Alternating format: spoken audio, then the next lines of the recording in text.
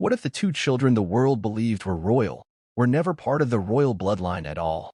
In a stunning turn of events, Kensington Palace has quietly confirmed what insiders have whispered for years. DNA proof has reportedly exposed a secret that could erase Archie Harrison and Lilibet Diana from royal history. Meghan Markle's carefully curated image of a royal mother is now under siege, as official documents reveal no biological connection between her children and the Windsor bloodline, not even to Prince Harry. Why is the palace acting now? What did Queen Elizabeth know before she died? And could this seismic revelation dismantle Meghan's claims once and for all? Stay with us. What you're about to hear changes everything. Before we continue, please hit the like button, subscribe to the channel, and turn on the notification bell for updates.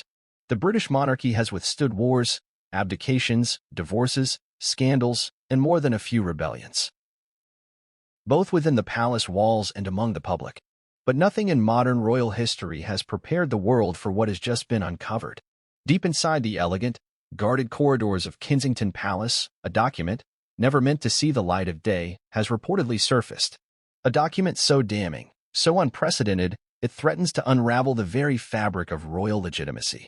It is a scientific report, clinical in nature yet catastrophic in consequence. DNA results that prove Archie Harrison and Lilibet Diana, the children of Prince Harry and Meghan Markle, share no genetic lineage with the House of Windsor. Not with King Charles, not with Prince William, and crucially, not with Prince Harry himself. There was a time when Harry and Meghan's departure from royal duties was viewed as a modern love story turned bitter. A couple seeking freedom. A prince protecting his wife from the same fate that consumed his mother. But now, this new information doesn't merely shift public opinion. It detonates it.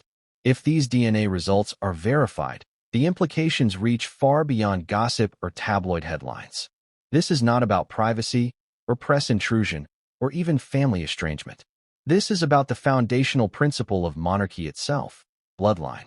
What happens when a monarchy built on lineage, duty, and inheritance finds itself confronting scientific evidence that two of its supposed heirs are imposters by genetic design?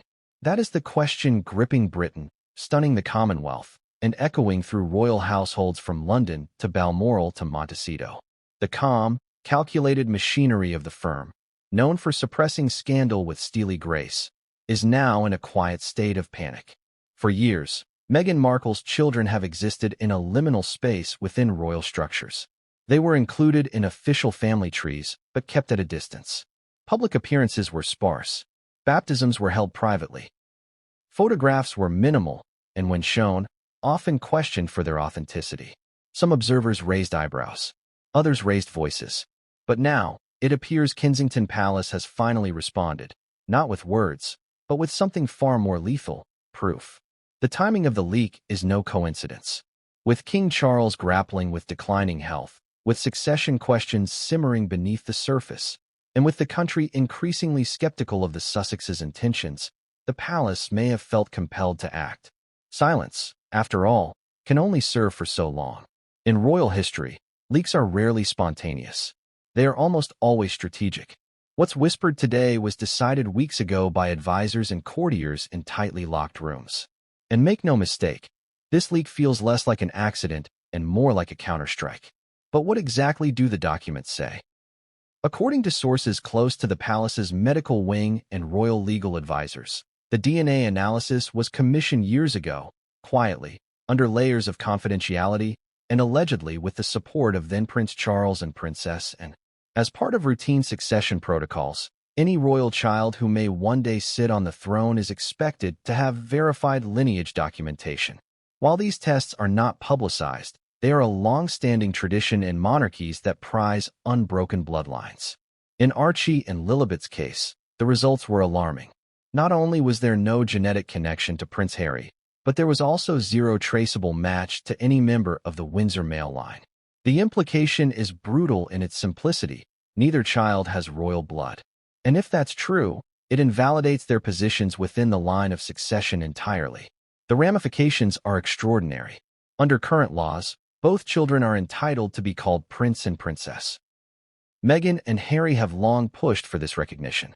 They've spoken openly about what they describe as institutional racism and targeted exclusion. Meghan told Oprah that the royal family refused to give Archie a title or security. But if this DNA revelation proves accurate, the palace's reluctance makes sense, not as racism, but as restraint. A constitutional monarchy cannot bestow royal titles on individuals who aren't genetically part of the royal bloodline. In that light, the palace's caution appears not just justifiable, but necessary. And yet, the public has questions. Why didn't this come out earlier? Who authorized the tests? Did Harry know? Was Meghan ever confronted? Were there payments made to keep this hidden? Was a surrogate involved? And if so, under what terms? These are not speculative questions. These are the inevitable next steps in an unfolding crisis that demands transparency. And in the background, louder with each passing day, echoes the question no royal wants to answer aloud. Did Harry knowingly participate in this deception? There is a growing belief among insiders that Prince Harry himself may have been kept in the dark, at least initially. Friends from his military days describe a man haunted by loss, clinging to the one person who gave him emotional escape. In Meghan, Harry saw not just a wife, but a refuge from the trauma of his past. The sudden death of his mother, the rigid coldness of palace life, and his sense of always being the spare, it all contributed to a psychological vulnerability that could have left him susceptible to manipulation. If Meghan orchestrated the children's births without his full awareness, the emotional fallout could be catastrophic. But if, on the other hand, Harry knew and went along with it to secure a political and financial future for his new American family, then we're not just looking at scandal. We're looking at betrayal of the crown and possibly fraud on a constitutional scale. Kensington's decision to strike back, quietly but forcefully, should not be underestimated. The palace has always played the long game. Where Meghan and Harry have leveraged media platforms, television specials, and podcasts, the palace responds with institutional strength. One carefully orchestrated leak from Kensington carries more strategic weight than a dozen Oprah interviews. This is how monarchies survive, by biding their time, and when necessary, by burning bridges with fireproof gloves. Already, ripple effects are being felt across the globe. U.S. political figures, many of whom had embraced Meghan as a modern icon of feminist royalty, are now silent. Netflix has reportedly paused development on a second Sussex documentary. Royal commentators who once tiptoed around the subject of the children's origins are now openly calling for a parliamentary investigation. And within the palace itself, lines are being drawn. Princess Anne is said to be furious. Prince William, meanwhile, is keeping his distance, but not his silence. Insiders say he has taken direct meetings with constitutional scholars and family lawyers. King Charles, devastated by both the medical pressures he faces and the emotional toll of watching his family fracture further, is reportedly weighing whether to issue a royal decree that would formally remove the children from the succession line. Then there's Meghan who, at the time of the leak, has made no public appearance.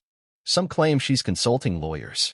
Others suggest she may be preparing a legal counteroffensive, perhaps citing medical confidentiality or violations of privacy. But at the core of this story is a truth that law cannot easily defend against: biology. DNA does not care for optics. It does not respond to public relations spin. It simply is. And so we begin this journey. Not just into the latest royal scandal, but into a constitutional earthquake that could alter the future of the monarchy itself. This is not just a celebrity drama. It is a national crisis veiled in velvet and pearls. For centuries, the legitimacy of the crown has rested on a single, immutable truth: bloodline. And now, that truth is under siege. As we proceed through the evidence, timelines, and testimonies, one thing is clear: this isn't the end of a story. It's the beginning of a reckoning.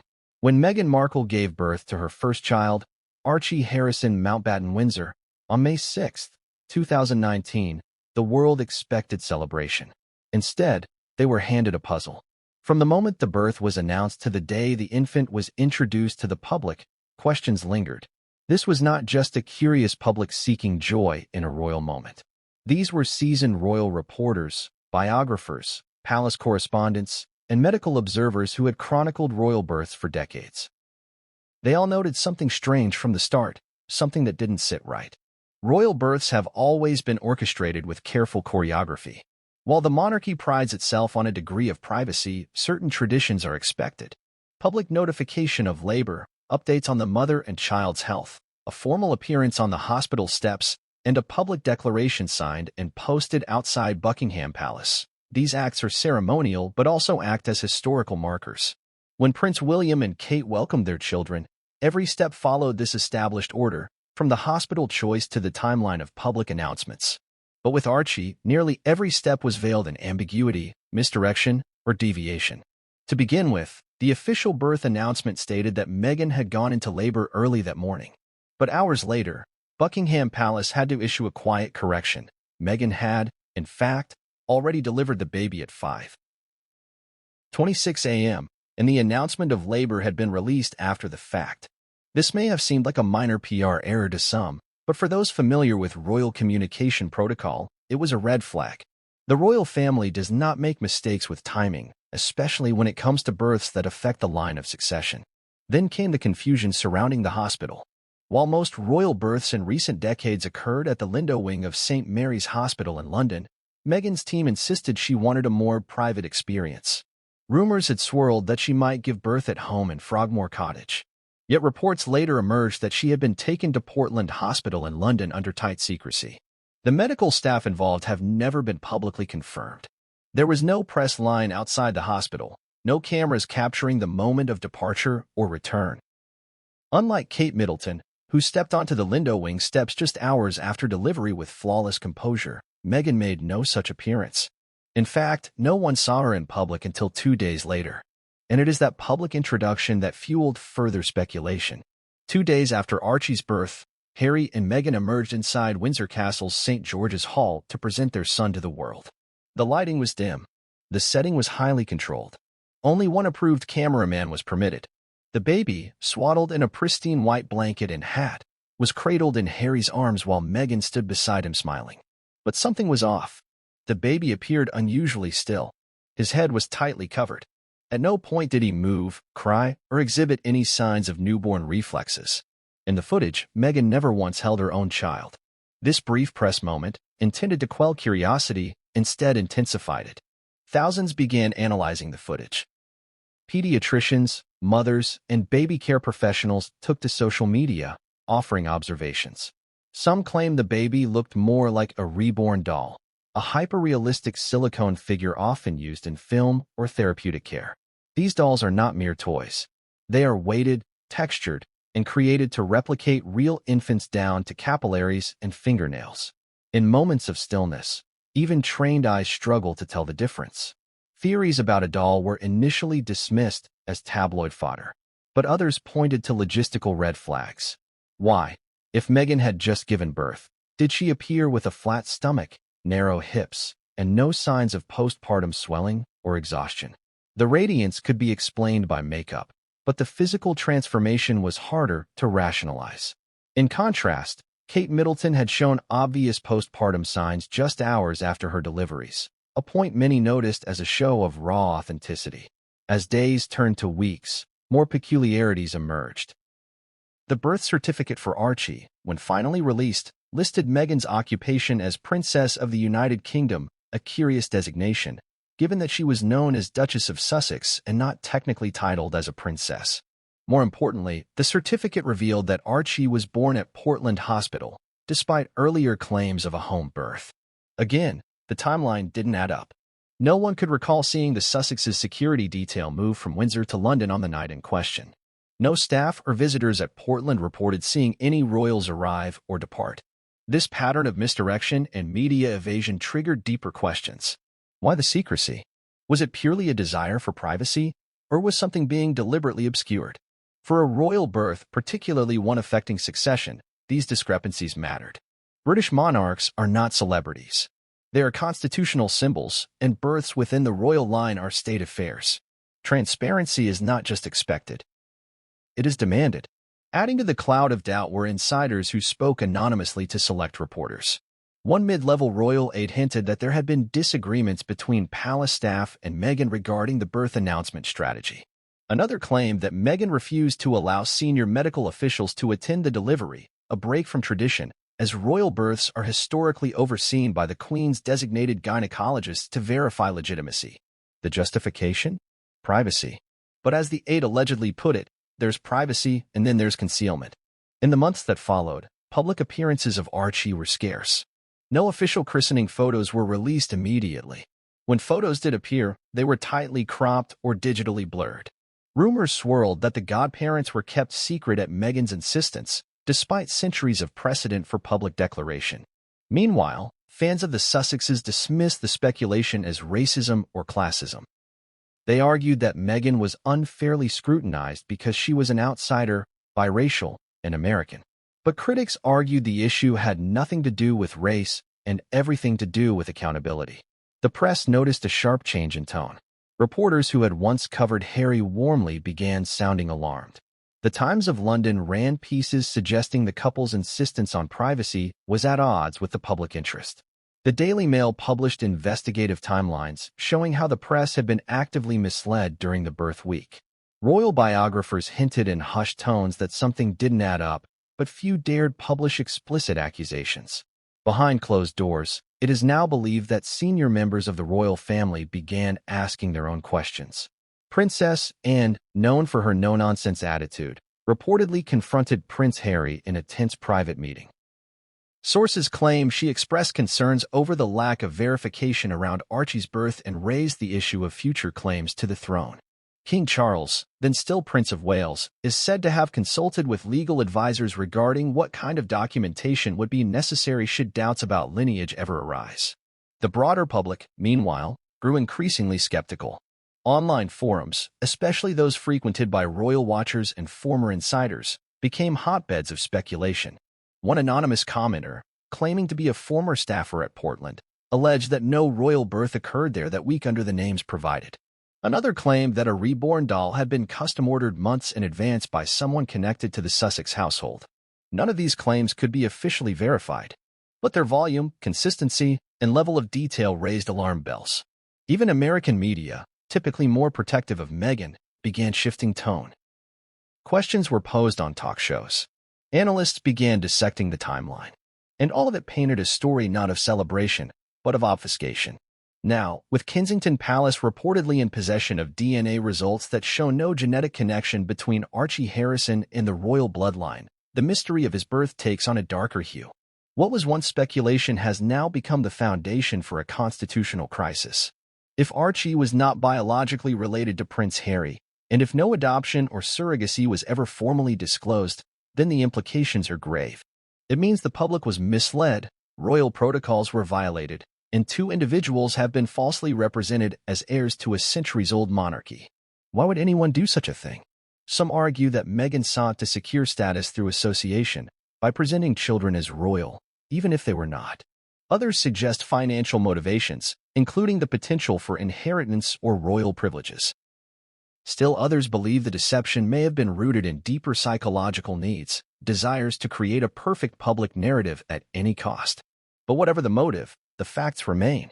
The story of Archie Harrison's birth is riddled with inconsistencies, contradictions, and missing pieces. And now, with scientific proof emerging from the palace's inner sanctum, the once unthinkable question has become unavoidable. Was Archie ever truly born to the Duke and Duchess of Sussex? Or has the British public, and the world, been witnessing the most elaborate royal performance in modern history? If the birth of Archie Harrison was shrouded in ambiguity, the arrival of his younger sister, Lilibet Diana, was cloaked in almost total invisibility. By the time Meghan Markle and Prince Harry announced the birth of their daughter in June 2021, their relationship with the British royal family had unraveled nearly to the point of no return. The couple had relocated to Montecito, California. They had sat across from Oprah Winfrey and launched an international media offensive. They had sued the British press. And yet, in the midst of all this turbulence, they issued a birth announcement that invoked not just royal tradition, but royal sanctity. They named their child after Queen Elizabeth herself. Lilibet Lily Diana Mountbatten Windsor. A name rich with symbolism. On the surface, it appeared to be a reconciliation offering, a gesture of respect to the Queen and a nod to Diana, Harry's beloved mother. But within royal circles, it sent shockwaves. To the public, it looked like a bridge. To those within the palace, it felt like a provocation. For the Queen's private nickname, Lilibet, used only by her late husband and most intimate family, was not something the palace believed Meghan had any right to claim. Beyond the controversy of the name itself, the circumstances surrounding Lilibet's birth raised even more troubling questions. The couple announced she had been born on June 4, 2021, at Santa Barbara Cottage Hospital, a facility known for high-end, discreet maternity services. Meghan's representatives described the delivery as smooth and joyous. But no one saw Meghan entering or leaving the hospital. No staff member came forward to describe her presence. There were no photographs of Harry or Meghan outside the facility. No medical staff gave interviews. No official hospital confirmation was released, not even a thank you note to attending physicians, which is typically a formality in celebrity births. Then came the silence. For a child who bore the name of the Queen, the palace received no official photo, no certified documentation, and no communication about godparents or christening plans. Unlike Archie, who was at least presented briefly to the public at Windsor Castle, Lilibet never appeared. Days turned into weeks, then months. The world waited for even a glimpse of her. But nothing came. No formal photo shoot. No family portraits. No images from friends. Only vague mentions in interviews and a single, blurry image posted months later in a holiday card where the child's face was partially obscured. In December 2021, 6 months after Lilibet's birth, the couple finally released what they claimed was the first photo of the baby. She was pictured in Meghan's arms, lifting her in the air, both of them appearing joyous.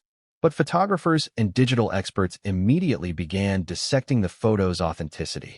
Some argued the lighting was inconsistent. Others claimed the shadows didn't align naturally with the figures. The image had clearly been edited, but how much editing had occurred was anyone's guess. Once again, the public was left with more questions than answers. Why? Many asked, would Meghan and Harry, who had once sought press attention to control their own narrative, now retreat entirely when it came to showcasing their daughter? Why such secrecy? And why the use of the Queen's private name without prior approval? Sources later reported that the Queen had not been asked permission before the naming decision was announced to the public, despite Harry claiming otherwise in subsequent interviews. Buckingham Palace issued a rare rebuke, stating that the Queen was not informed beforehand. The tension only grew. Soon, questions about the child's actual existence and origins began emerging, just as they had with Archie. The Santa Barbara Hospital, though renowned, did not confirm Meghan's admittance. No staff appeared in public. No press releases followed. Those in the local Montecito community, who had seen Harry and Meghan on occasion at public events or cafes, had no recollection of seeing the couple visibly pregnant or accompanied by newborns. Not once had Meghan been seen visibly pregnant in the weeks leading up to June 4th. Unlike during her pregnancy with Archie, where she had at least appeared in loose-fitting dresses and was visibly carrying. Her presence in the spring of 2021 was either completely absent from public view or displayed in photographs that lacked clear belly indicators. This vacuum of transparency led to an explosion of speculation on both sides of the Atlantic. Online investigators, royal watchers, and even independent digital archivists began compiling timelines. They compared public sightings, video interviews, and photographic inconsistencies.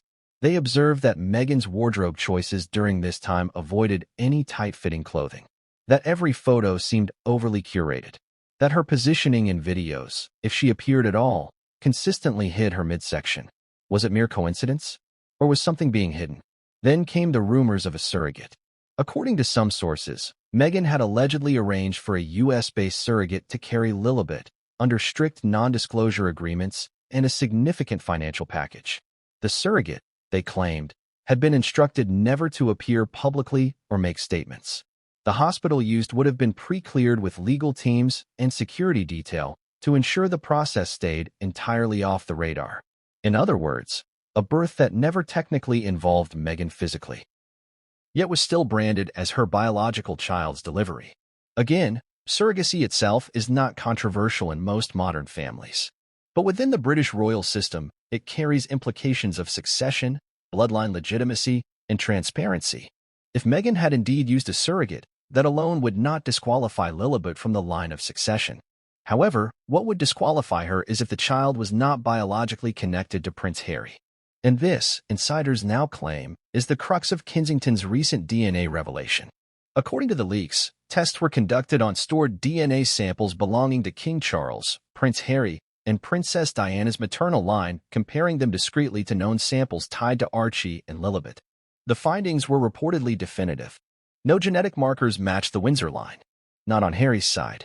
Not on Charles's. Not even when compared to the Queen's mitochondrial heritage. This meant only one thing. The children were not born from the House of Windsor's genetic line, and by extension, they could not legally or ethically hold any claim to royal titles, styles, or succession privileges. If Meghan had indeed used a surrogate and the child's biological father was not Harry, the palace would view it as not just a personal deception, but a constitutional one. British law is clear. Succession to the throne depends on proven lineage, not just public belief.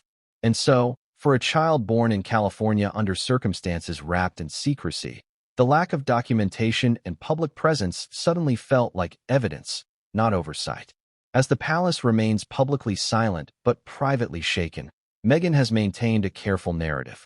In several interviews, she has referred to her daughter with warmth and affection, claiming that Lily has the same eyes as her father or loves to smile. Yet every reference is anecdotal. No image is clear. No doctor has corroborated the delivery. No nurse has confirmed the birth. The walls of privacy the Sussexes have built are now beginning to resemble barriers of concealment. This opacity is also unusual when compared to Meghan's otherwise media-savvy approach. In nearly every aspect of their public lives, from Netflix documentaries to Spotify podcasts to published children's books, Meghan and Harry have leaned into controlled media exposure. They have shared parts of their home. They've offered footage of their dogs, their chickens, their backyard rituals. So why are their children, particularly Lilibet, so absent? Legal experts in Britain and constitutional scholars abroad have begun to weigh in. If a child is not born of verified royal blood and no documentation is submitted affirming that status, Parliament has the authority to deny royal privileges or even launch a formal investigation into fraud. The monarch, acting through the Privy Council, may also issue a royal decree redefining the terms of succession and removing any individuals found to have falsely claimed royal identity. If that happens, Lilibet's title may not just be stripped. Her existence within royal records could be erased altogether. But at the heart of this debate is something more than politics or legal doctrine. It's about truth and whether it was manipulated to create a version of royalty that fit the Sussexes' narrative. It's about whether the British people, who fund the monarchy and trust its traditions, have been deliberately misled. It's about whether a family feud has now crossed into constitutional sabotage. As the evidence mounts and the palace hardens its stance behind the scenes, one thing becomes increasingly clear. The mystery of Lilibet Diana is not just an American privacy issue. It's a crisis of monarchy. It's a question of who belongs, who doesn't, and what happens when the line between royal tradition and modern deception is crossed.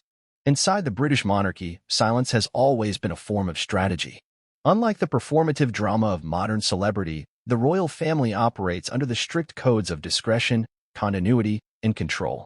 But beneath that stoic facade lies a sophisticated system of tradition, ritual, and protocol, some of which the public has never been meant to see.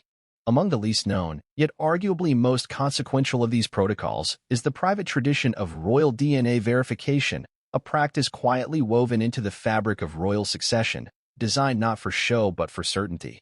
Long before the scandal surrounding Prince Harry, Meghan Markle, and their two children exploded into the public eye, there existed in royal circles a shared understanding. Birthright is only as powerful as the proof behind it. This notion, though never officially confirmed by Buckingham Palace, has been passed down for generations through confidential agreements, legal documents, and advisory procedures involving royal doctors, legal representatives, and senior members of the monarchy. In times when the question of succession is anything but abstract, when the nation must be assured that the crown is passed through legitimate lineage, the institution leans on scientific tools quietly and efficiently. DNA testing, for all its modern associations with drama and controversy, has long been used by the monarchy as a quiet safeguard. The practice reportedly began during the post-war years, when scandals involving illegitimacy among European aristocracy prompted several royal houses to quietly initiate lineage verification measures. In Britain, the advent of paternity testing in the late 20th century provided a discreet, reliable mechanism for confirming royal parentage, particularly in moments where doubt could threaten the very foundation of the monarchy's structure. The public, by and large, remained unaware of these practices. The firm preferred it that way. But behind palace walls, these measures were considered necessary, not out of paranoia, but to protect the sanctity of the succession. According to well-placed sources who have spoken under condition of anonymity, the current procedures around DNA verification are detailed and meticulous.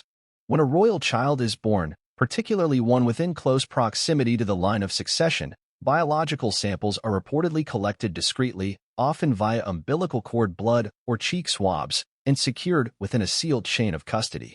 These samples are processed at laboratories with royal security clearance, usually handled by medical professionals who have long-standing trust within the royal household. The tests are not publicly acknowledged. The results are logged and filed in restricted royal records. The matter, for all practical purposes, is treated with the same level of state secrecy as classified government intelligence. This may seem excessive to the average observer, but within a monarchy that stakes its legitimacy on bloodline, it is not just logical, it is essential. The entire concept of hereditary rule rests on biological descent. Monarchs are not elected. They are born into their role. Therefore, it is critical that those who ascend the throne, or stand in line to do so, are precisely who they claim to be. This does not simply apply to the reigning monarch, but to all those within the royal hierarchy, particularly the children of direct heirs. This is the context into which the births of Archie and Lilibet Diana must be understood. While the public was told that the children were the biological offspring of Prince Harry and Meghan Markle, the palace had already been quietly activated. According to those familiar with royal procedure, once Meghan gave birth to Archie in 2019 and later to Lilibet in 2021, requests for verification would have been made. But unlike with previous royal births, something obstructed the process. It began with the refusal to allow the Queen's designated royal physicians to attend the deliveries.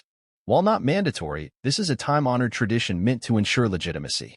From Queen Elizabeth's own births, overseen by multiple witnesses including medical officers, nurses, and royal advisors, to Princess Diana's deliveries, royal doctors have historically played a central role. In Meghan's case, she reportedly declined to include any royal-affiliated physicians in either birth. Instead, she opted for private medical staff, locations undisclosed to the royal household at the time of delivery, and a level of secrecy unprecedented in royal history. This created an immediate problem. Without royal oversight, the palace could not rely on its typical verification systems. And while Harry may have insisted on his own assurances, senior members of the royal family, particularly those with direct roles in safeguarding the line of succession, remained uneasy. They had never encountered a situation quite like this before.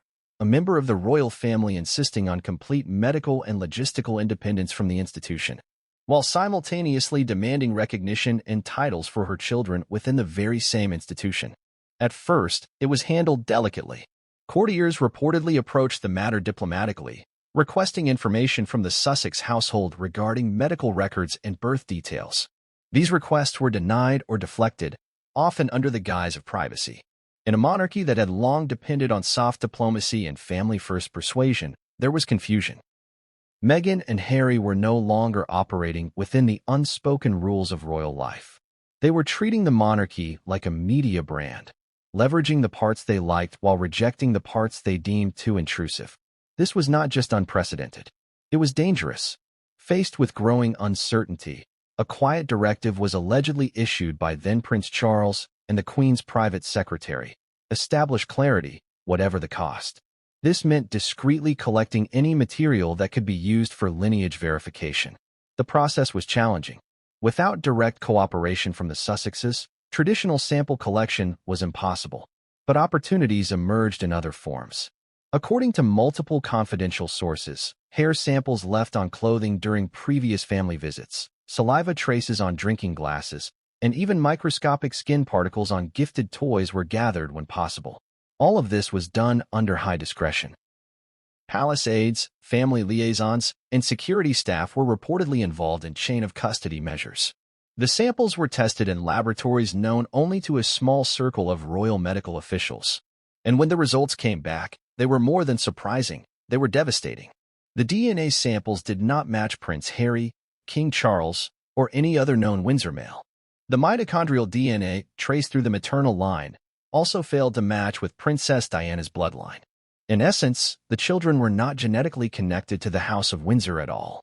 The implications of this discovery stunned the palace. If confirmed, it meant that not only were the children outside the royal line, but that their inclusion in the line of succession was invalid. It also suggested a deliberate attempt to mislead the monarchy and the public. In royal terms, this wasn't just a family betrayal. It was a constitutional crisis. As protocol dictates, the results were escalated to the highest levels. The Queen, despite her advanced age, was reportedly briefed in person. Prince William was informed immediately.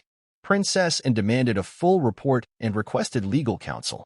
And King Charles, then still Prince of Wales, was placed in the difficult position of balancing private heartbreak with public responsibility. On one hand, he was the grandfather to these children, at least in name. On the other hand, as the future monarch, he could not allow deception to infect the legacy of the crown. Rather than go public immediately, the palace made the calculated decision to wait.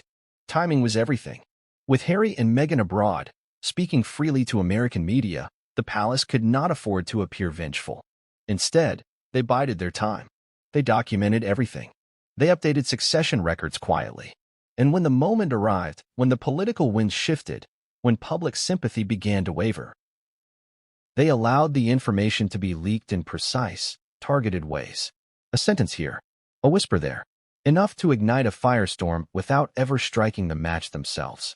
Now that the leak has occurred, the palace has still refused to comment directly.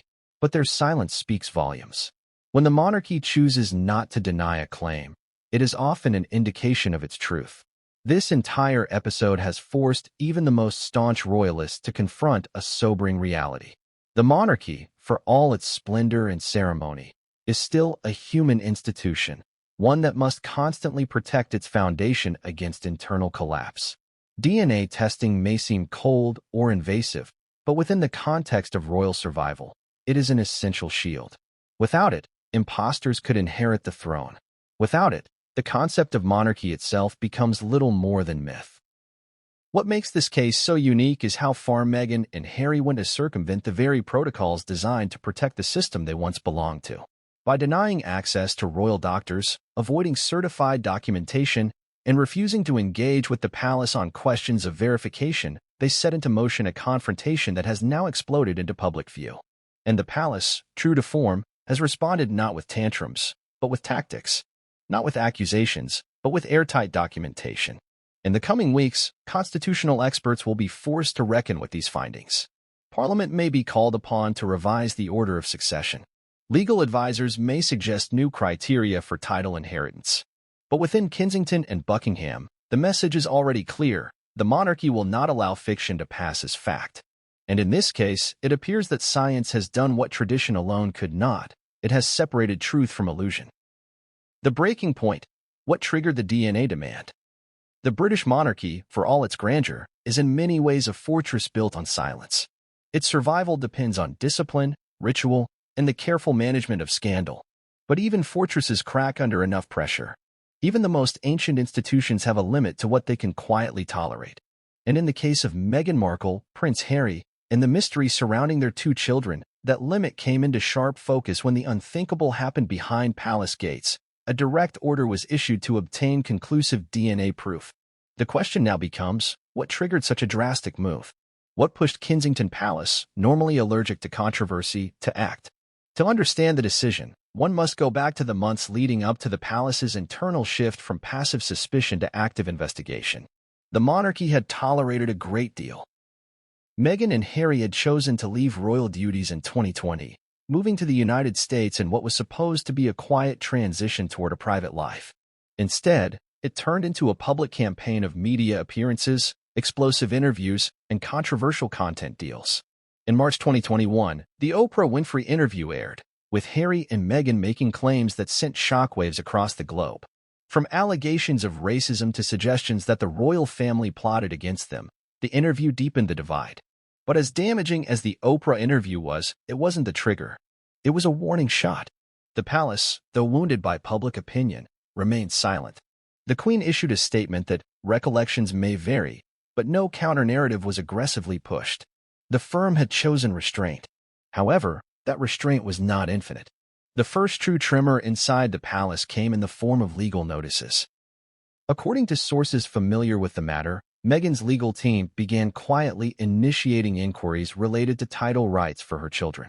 She had long claimed that Archie and Lilibet were denied titles because of institutional bias. But now, Through legal channels, there were efforts underway to challenge that position. These legal approaches were not loud. They were strategic. Inquiries were made about the children's rights under the 1917 letters patent issued by King George V, which restricts princely titles to the children and grandchildren of the monarch. Meghan reportedly argued that with Charles's ascension, both Archie and Lilibet should automatically become prince and princess. For the palace, this was a red flag. The insistence on titles, especially when accompanied by legal force, meant that the children's official recognition was no longer just a matter of sentiment or family politics. It became a constitutional issue. Titles aren't ornamental. They carry state meaning, public funding implications, and future ceremonial rights. If the monarchy granted royal status without verified lineage, it would undermine the legitimacy of its entire structure. And this is where the issue began to cross a threshold. Royal advisors started urging King Charles, then newly crowned after Queen Elizabeth's passing, to slow down any automatic confirmation of titles. Sources inside Clarence House recall meetings where senior aides discussed a troubling trend.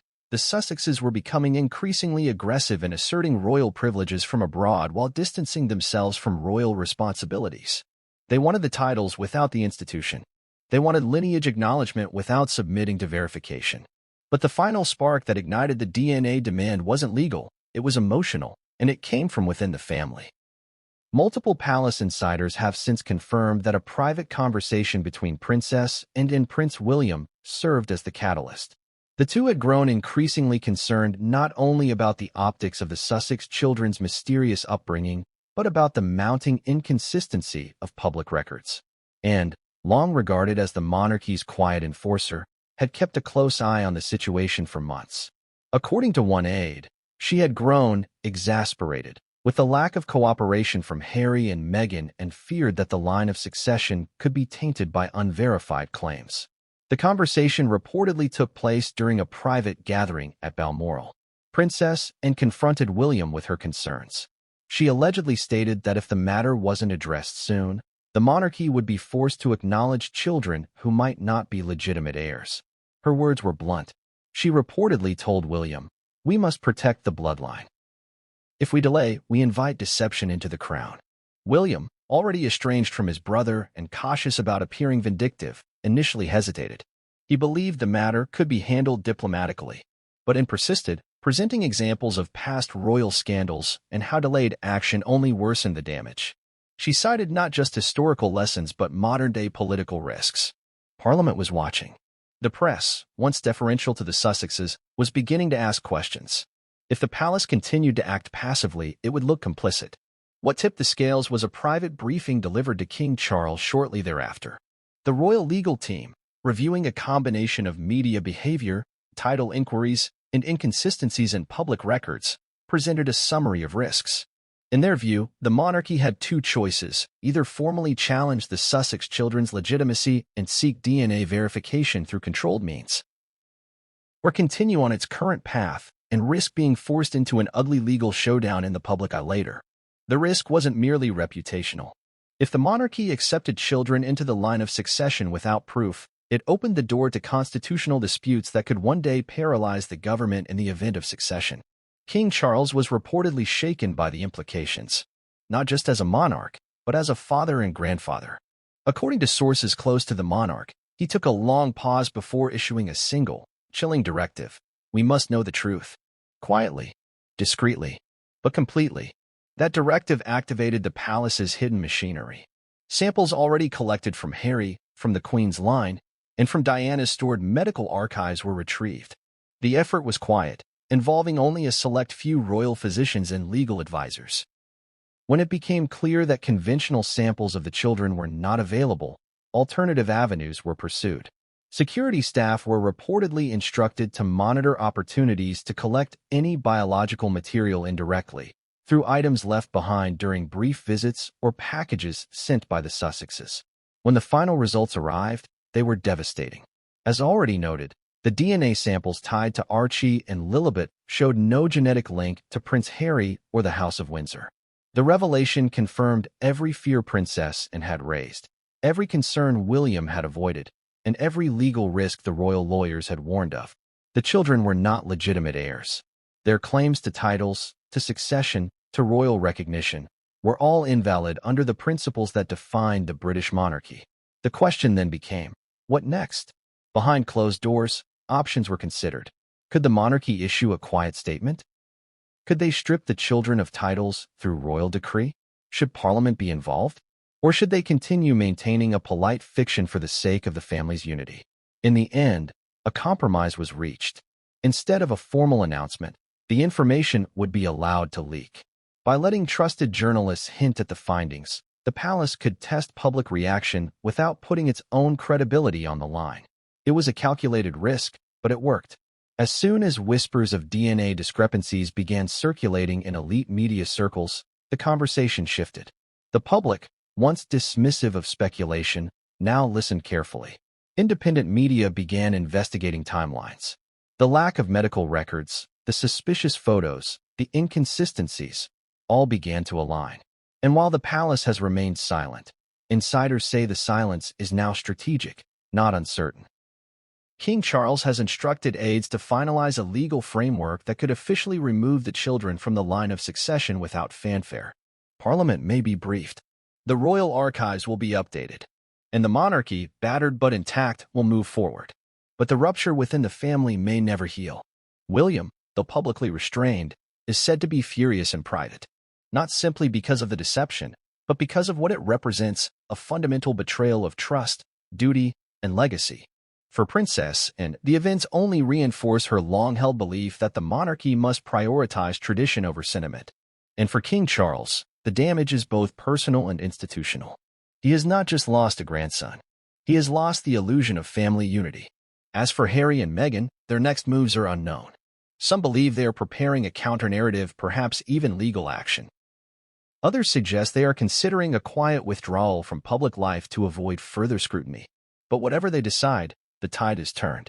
The breaking point has come and gone. The monarchy has drawn a line in the sand.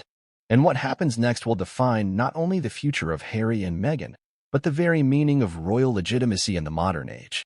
There are moments in history when quiet discoveries carry the weight of revolutions. No battles, no fanfare, just the hushed arrival of truth, echoing louder than any royal proclamation. Inside the halls of Kensington Palace, that moment arrived when the final envelope was opened in silence. What lay inside was not just data, not merely biological code. It was the unambiguous confirmation of something that had long been feared, whispered, and speculated. The children of Prince Harry and Meghan Markle, Archie Harrison and Lilibet Diana, were no genetic connection to the House of Windsor. The test was never meant to be public. It was designed as a last resort, one final act of institutional defense against encroaching doubt. But once the results arrived, hiding them became impossible. They did not merely raise questions. They answered them, definitively, unforgivingly. And for the British monarchy, so rooted in bloodlines and heritage, the answers delivered a constitutional thunderclap. The test was administered across 3 controlled environments, each using independent labs to ensure there could be no accusations of fabrication or internal manipulation. According to sources close to the operation, samples from both children were obtained through indirect means. These included remnants of saliva on personal items, strands of hair gathered from packaging, and previously submitted materials from known Sussex-associated caregivers. The palace's aim was clear: collect what could not be contested, test with maximum oversight, and triple confirm results before escalating them to the monarch. Each lab, one in London, one in Edinburgh, and one reportedly in Zurich, was tasked with comparing these child-derived samples to verified genetic records from multiple royal bloodlines. This included Prince Harry's personal DNA, taken during prior military service and archived within royal medical files. It also included King Charles III's known DNA, as well as mitochondrial DNA from Princess Diana's maternal line, used to determine maternal heritage through generations.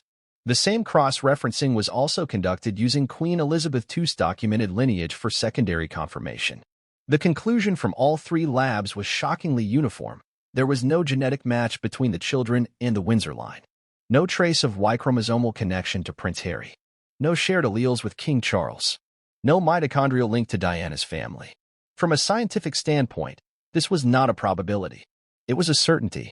Archie and Lilibet, the results indicated, were not of royal blood. The implications of that fact were staggering.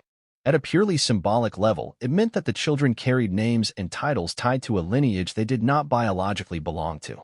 More critically, under the terms of British constitutional monarchy, it meant their claims to succession were null and void. The very idea of monarchy, after all, is not based on political achievement or popularity. It is based on descent.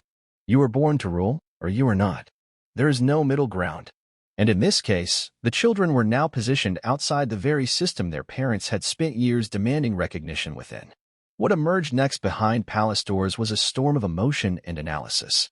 King Charles III, presented with the findings during a private audience attended only by his personal secretary and two senior legal advisors, is said to have read the documents multiple times in silence. Those present said he placed the reports down, folded his hands, and stared at the wall for several minutes without speaking. It wasn't just betrayal. It was the erosion of the last remaining hope that some part of his relationship with Harry had been rooted in truth. Now, even the grandchildren he had quietly defended were proven to be strangers to his bloodline. Prince William, briefed shortly after, responded not with words but with action. He requested the immediate convening of the Privy Council advisory team on royal succession. Aides say his demeanor was cold, decisive, and unflinching. For William, this wasn't a family matter. It was a crisis of legitimacy, one that could not be allowed to fester in the age of viral truth and digital revolt. Parliament, he insisted, would eventually need to be informed. For now, the line of succession must be quietly corrected, removing Archie and Lilibet from the order without public ceremony. The optics could be handled later. The truth, however, was no longer negotiable. Princess Anne reportedly responded with bitter vindication. Having raised concerns months earlier, and being one of the few royals unafraid to speak bluntly, she delivered her view with characteristic directness. We have been manipulated. There can be no mercy for deception. Within hours of the results being fully reviewed, the machinery of the palace began to shift. Legal teams were instructed to draft a preliminary document, a royal memorandum, detailing the constitutional impact of the findings. The memorandum, intended to be quietly archived for reference in the event of public inquiry, outlined several key conclusions. The children in question could not legally or ethically claim royal status without verified lineage. Any future use of the titles Prince and Princess by Archie and Lilibet would constitute misrepresentation. Their place in the line of succession was to be formally voided in the next published update of the official royal family website and state records. The Crown reserved the right to issue a royal decree clarifying succession legitimacy and title rights if public controversy escalated. Meanwhile, conversations began to swirl around how the results would be handled publicly. There was no appetite for scandal within the royal family, not in the tabloid sense. The Queen had always taught that dignity in the face of chaos was the monarchy's greatest weapon. But this was different. This was not scandal. This was sovereignty. As weeks passed and whispers grew louder, the palace decided to act through suggestion rather than statement.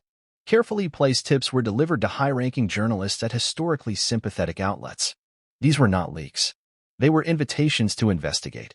The reporters were told to follow the lineage and compare the claims with the facts. Nothing was printed that could be traced to the palace directly, but the seeds were planted. And as speculation surfaced, the palace observed the public's reaction in silence. It was swift and deeply polarized. Royalists, many of whom had long harbored doubts about the Sussex children's lineage due to the erratic media behavior surrounding their births, felt vindicated. They called for immediate removal of all titles, a retraction of state-funded protections, and a full investigation into how the monarchy had allowed itself to be deceived. Others, more sympathetic to Meghan and Harry, argued that DNA should not matter, only love and recognition. But that, of course, missed the entire point. In a monarchy, DNA isn't just biology. It's the entire system. On social media, hashtags trended for days. Hashtag not Windsors and hashtag royal deception gained traction alongside newer tags supporting Meghan, such as hashtag modern family truth. The debate, though fiery, was built on facts now too solid to be denied. And then, the final confirmation came not in a statement, but in a change. One morning, royal watchers noticed a quiet update on the official royal website. The order of succession, typically listed with names and photographs, had been revised. While Prince George, Princess Charlotte, and Prince Louis remained firmly in place, The names of Archie Harrison and Lilibet Diana were gone. Not moved. Not demoted. Gone. No explanation was provided. No footnote was added. But for those watching closely, it was the only confirmation they needed. Soon after, a line in the Crown's legal charter, buried in an update to the royal household's internal guidelines, noted that titles and claims to succession are contingent upon verified royal lineage and constitutional compliance. It was the monarchy's way of saying, we do not recognize what has not been proven. And we have proven this beyond any doubt. The fallout continued quietly in legal and diplomatic channels. Meghan and Harry, reportedly made aware of the findings through private communication from royal attorneys, did not issue a public response. Rumors began circulating that Meghan had retained US-based legal counsel with expertise in defamation and privacy rights. Others said she was preparing a statement to counter the narrative. Yet, weeks passed with nothing but silence from Montecito. In the United Kingdom, however, the silence was no longer misinterpreted as doubt. It was confirmation. And for the monarchy, this chapter was not merely a scandal to be survived. It was a clarifying moment, a moment where the institution, long criticized for its rigidity, proved its resilience. It had navigated betrayal not with chaos, but with science. It had asserted its legitimacy not through spectacle, but through process. As of today, the names Archie and Lilibet may still be used in public by their parents. But within the royal archives, within the legal records of succession, within the DNA-laced vaults of royal medicine, they do not exist as heirs. They are footnotes, not descendants. And for a monarchy built on blood, that distinction is everything. For a woman who once stood at the center of the world's most powerful media whirlwinds, Meghan Markle's silence in the wake of the DNA revelations has been as deafening as it is deliberate. When faced with controversy in the past, Meghan had rarely chosen to remain quiet.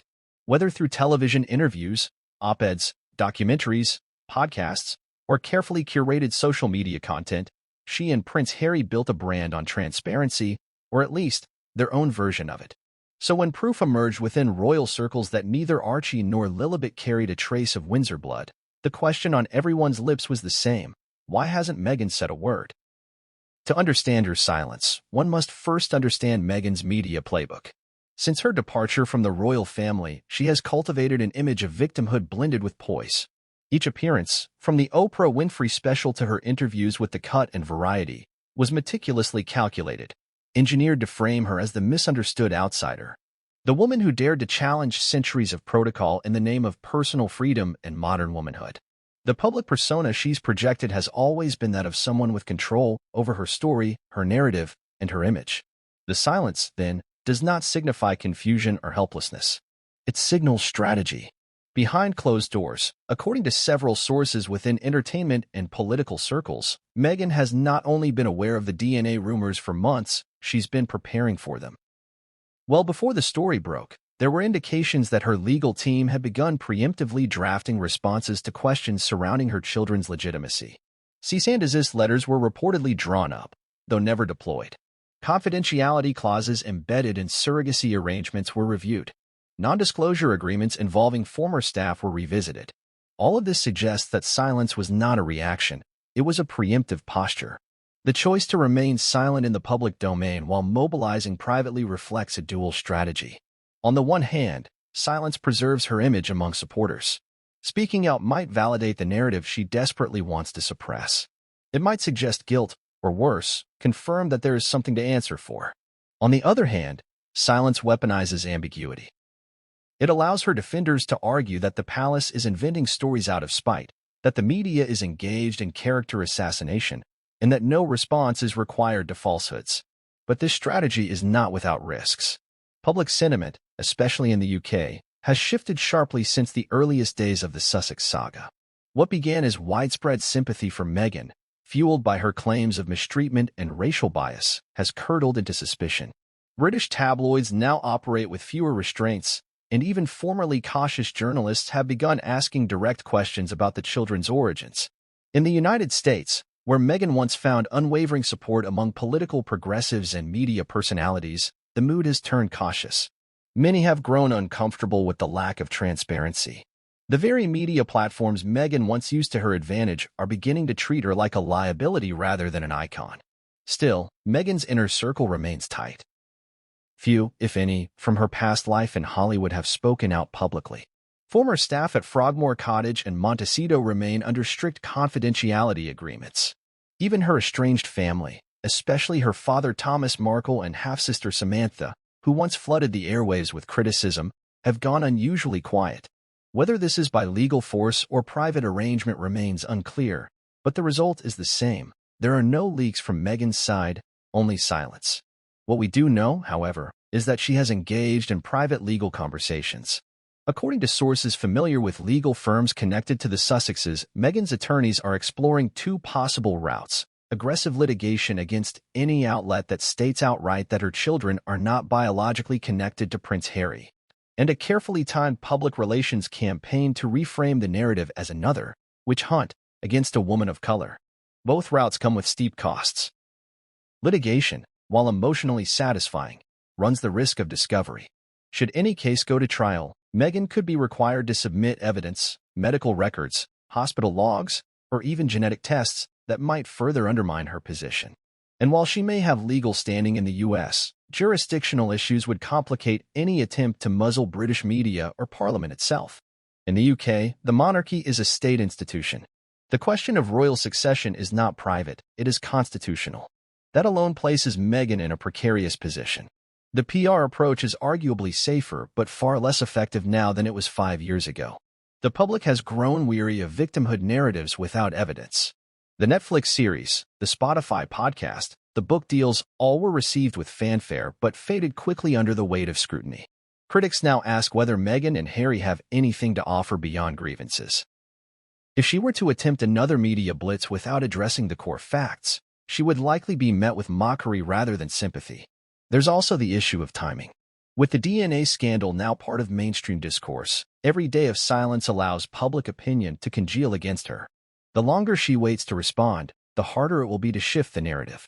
But to speak out without evidence could backfire catastrophically. If she denies the DNA findings, she may be challenged to prove it. If she admits to surrogacy, or worse, to fabricated lineage, her reputation, not to mention Harry's, may be irreparably damaged. And Harry's role in this is just as murky. If Meghan was the architect of a deception involving their children's lineage, did Harry know? If he didn't, what does that say about their marriage? If he did, what does that say about his relationship to the crown he once vowed to protect? Meghan's silence may be protecting more than herself. It may be shielding Harry from institutional destruction. Or, alternatively, it may be buying time to work out an exit plan. Some sources have suggested that Meghan and Harry are no longer on the same page. That recent tension between the two is rooted in strategic disagreements, Harry wanting to reconcile with his family, Meghan insisting on confrontation. These rumors remain unconfirmed, but the body language in recent public appearances hints at a colder dynamic. Observers also note that Meghan has stopped appearing with the children in any meaningful way. After the release of a single holiday photo in 2021 featuring Lilibet and Archie, there have been no clear, verifiable images of the children since.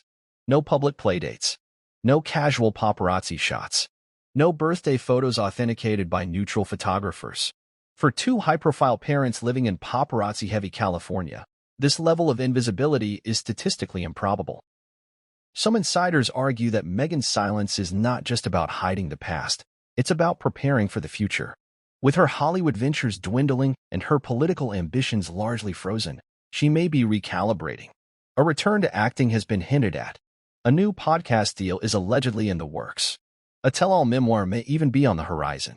If that's true, Meghan's strategy may be to bury this scandal under layers of new content, to distract with personal reinvention. But scandal of this magnitude rarely disappears. Meghan's refusal to address the DNA findings creates a vacuum, one that others are eager to fill. Commentators, former royal aides, medical experts, and even estranged family members are lining up to tell their version of events. The longer she remains silent, the more control she loses. Silence, once a shield, becomes a target, and every day she chooses not to respond is a day the narrative hardens without her.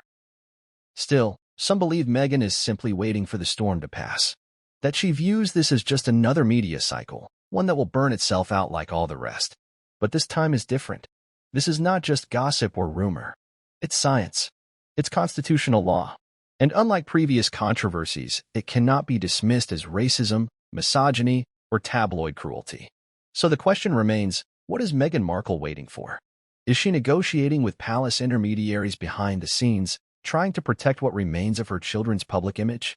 Is she preparing a scorched earth media campaign that will flip the script once again? Or is she, for the first time, out of moves? What's clear is that the palace has shifted from defense to offense. And the royal family, though not speaking publicly, has begun to reclaim its narrative through quiet, undeniable actions. Title stripped. Succession updated. Lineage clarified. There is nothing left to prove on their end. It is now Meghan's turn. And the world is watching.